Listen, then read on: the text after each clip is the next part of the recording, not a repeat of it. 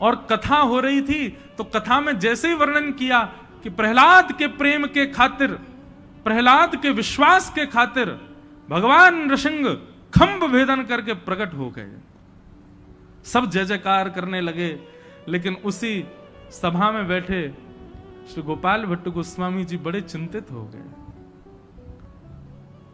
और लौट करके आए और अपने ठाकुर जी को देख करके कहने लगे, शालिग्राम भगवान उनसे आके कहने लगे, आप सर्वसमर्थ हो, लेकिन मेरे लिए क्यों नहीं हो रहे हो? आप खंभ से प्रकट हो सकते हो नृसिंह बनकर के प्रहलाद के लिए, मेरे लिए क्यों नहीं प्रकट हो सकते शालिग्राम से? अच्छा एक बात बताएं, ये गोपाल भट्ट गोस्वामी जी की जो वेदना थी ना, ये बहुत दिनों से थी। एक बार का प्रसंग आता है कि सब मंदिरों में हिंडोला हो रहा था, हिंडोला उत्सव चल रहा था, ठाकुर जी झूला झूल रहे थे। हमारे वृंदावन में सावन के महीने में सारे मंदिरों में झूला पड़ जाते हैं, ठाकुर जी झूला झूलते हैं। अच्छा, सावन में झूला झूलने का कारण क्या है पता है आपको? सावन में हवा नहीं चलती, लेकिन वातावरण में नमी होती है।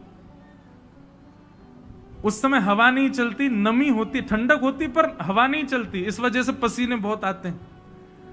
तो सखियां क्या करती हैं, बड़े बड़े वृक्षों पर झूला डाल देती हैं और फिर ठाकुर जी को बैठा करके, श्री जी को बैठा के झुलाती हैं, तो झूलते हैं तब हवा लगती है।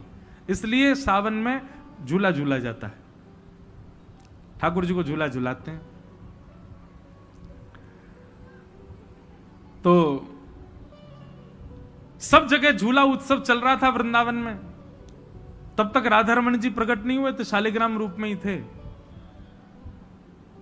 तो बड़े बड़े रसिक जन मंदिरों में जावें और मंदिर के ठाकुर जी को देख करके उनके भाव पर पद गावें। राधा वल्लभ जी पे गाए, राधा हमारे बिहारी जी के लिए गाए, आदि आदि वैष्णवों ने सब सुंदर मंदिरों में जा जा करके पद गाए। तभी यही हरिराम व्यास जी, जिनकी मैं बता रहा था बात, ये श्री हरिराम व्यास जी राधा रमण जी मंदिर में आए। तब तक राधा रमण जी प्रकट नहीं हुए थे, शालिग्राम रूप में थे। तो शालिग्राम जी झूला झूल रहे थे, तो झूला झूलते हुए ठाकुर जी को देख करके वो गाने लगे, झूले रे झूले मेरो गंडकी नंदन। गंडकी नंदन समझे? नेपाल में एक नदी है गंडकी, वहीं से शालिग्राम जी प्रकट होते हैं। तो शालिग्राम जी गंडकी नदी से आए, इसलिए कौन हो गए? गंडकी नंदन। झूले रे झूले मेरो गंडकी नंदन। श्री गंडकी नंदन ठाकुर जी झूला झूल रहे। अब गंडकी नंदन जैसे ही कहा तो श्री हरिराम व्यास जी, वो गोपाल भट्ट गोस्वामी जी को बड़ी पीड़ा सी हुई। बोले कि बाकी जगह तो लाल हैं, बाकी जगह तो राधा वल्लभ हैं, बाकी जगह तो कुंज बिहारी हैं, बाकी जगह तो राधा दामोदर हैं, गोविंद देव हैं, और मेरे ठाकुर जी जो गंडकी नंदन नेपाल के कर दिए। हमारे ठाकुर जी को नाम श्री जी के संग क्यों नहीं जुड़ रहा? श्री किशोरी जी के साथ मेरे लाल जी का नाम क्यों नहीं आ रहा? उनको पीड़ा हुई। और फिर उसके बाद में उन्होंने एक शब्द और गाया, क्या? मानहु भांट कढ़ी में बोरे, अंग लगायो चंदन। बोले राधा रमण जी कैसे दिख रहे हैं? शालिग्राम जी देखे हैं ना, शालिग्राम जी के ऊपर पीला पीला चंदन लगा है। तो हरिराम व्यास जी गा रहे हैं, बोले ऐसा लग रहा है जैसे पकौड़ी जो है वो कढ़ी में बोर के रख दी हो। मानहु भटा कढ़ी में बोरे, अंग लगायो चंदन, झूले रे झूले मेरो गंडकी नंदन। गोपाल भट्ट गोस्वामी जी तब से पीड़ा में थे। बोले देखो ये कैसे, भले ही हाथ ना पाई नैन नहीं नासा। बोले देखो तो कैसे ठाकुर जी, इनके हाथ भी नहीं है, इनके पाम भी नहीं है, नैन भी नहीं है, नाक भी नहीं है। हाथ ना पाई नैन नहीं नासा, ध्यान करत कछु होत आनंदन। बोले इनको ध्यान कैसे करूं, इनके हाथ पाम नाक कुछ है तो है नहीं। आहा,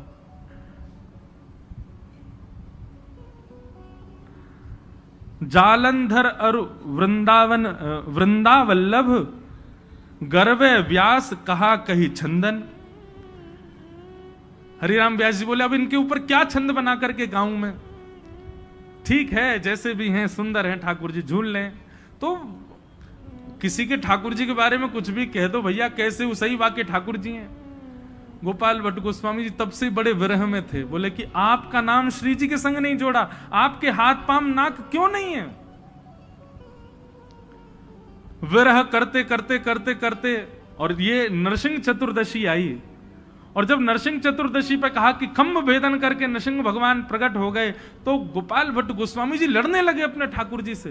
बोले आप प्रहलाद के लिए प्रकट हुए हैं खम्भ से, इसका मतलब है आप प्रकट हो सकते हैं, मेरे लिए शालिग्राम से प्रकट नहीं हो सकते।